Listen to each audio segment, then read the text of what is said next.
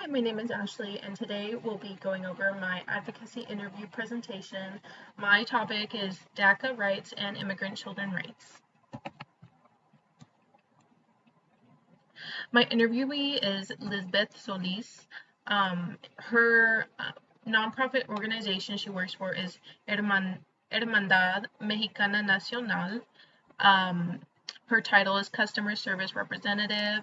I interviewed her here today, November 6th of 2023. She requested to not have her photo taken, and I respect her wishes, and she did give me her business card here. Roles and responsibilities of the advocate Lisbeth.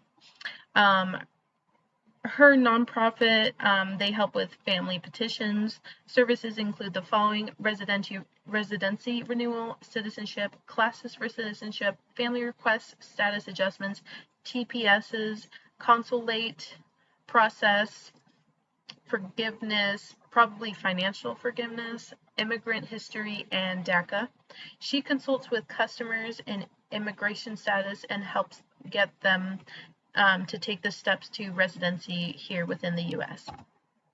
Her advocacy style, she told me the organization, they started out in California. They go out advocating for people in Cali, and they have recently moved here in Texas over the years. She does advocacy style as an individual formal, which is getting paid to advocate for a person or a group of people. She advocates for any immigrant who needs help, all different types of people from Asian, Iranian, African, and Hispanic. They started for Hispanic community because of the founder's connection to the community as he was Hispanic, and now is inclusive of all immigrants. Data-driven decision-making, as Lisbeth said, like most companies, counts of our customers and increased counts of customers. Grow nonprofits by going into local events, churches, and gaining partnership with them for the organization. That's how they grow. Learning experiences they provide for others, just like local community events involving immigrant communities. They have people from Haiti, Asian continents clients as well. It began as a Latino again, and it branched out more to other different cultures. And recently they've been talking more on radio stations, podcasts, just to bring up more awareness to the cause. Assessment and evaluation of learners, which in this case is Dreamers, DACA Dreamers.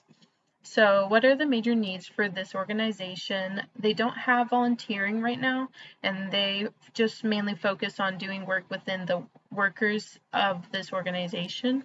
Employees, they volunteered their own time for local events. Where do you do your advocating? Lisbeth says the company focuses in California because it's a border state. And it's very overwhelmingly populated with Latinos. With outrage in border, it causes the high demand, but they go where the people need them, everywhere and everywhere, like from Illinois to Missouri, just anywhere. Like they pick up calls wherever they needed. What do the children need?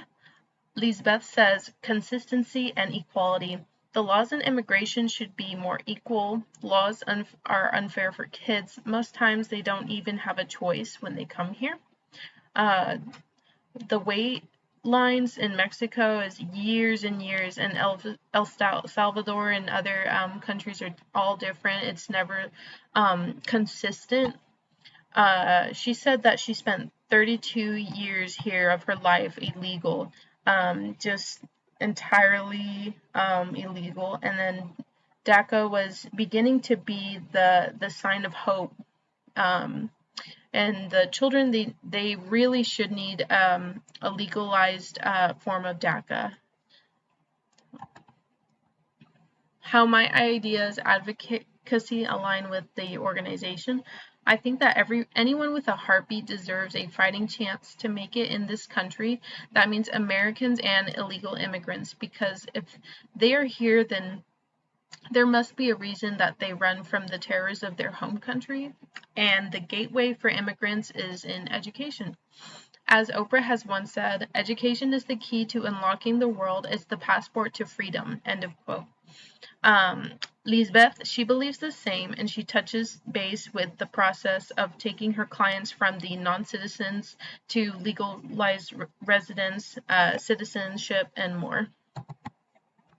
How the leader advocates for others. Lisbeth knows the hardships of being illegal for so long with the ugliest jobs that pay the lowest wages, and she does not wish the struggle to new children immigrants to have to go through what she went through, which is why she does what she's doing today. She volunteers her time and attention to this organization and connects within immigrant communities locally in events and legalizing support. Excuse me. In conclusion, the freedom citizens of the U.S. is highly taken for granted, and the separation of people put in their minds with the ugliest way to describe someone as legal and illegal is shameful and dehumanizing. Hispanics, Asians, Africans are just as much as people as U.S. citizens, and they deserve a chance when they have made an effort to come to this country. Every one of us would not be here in the U.S. today if it weren't for our descendants at some point traveling here in history. Immigrants only ask for freedom while cohabiting in this country. They came here looking for some hope in this dark world, and it is a stab in the back to deprive them of that and deprive the young ones from an education. If people are coming into our country, then we should equip them with the tools for them to work here and have a choice to enroll their children, our future children, in schools. The immigrant community is solid and is going to keep pushing for human rights for our undocumented brothers and sisters. There are my references. Thank you for watching.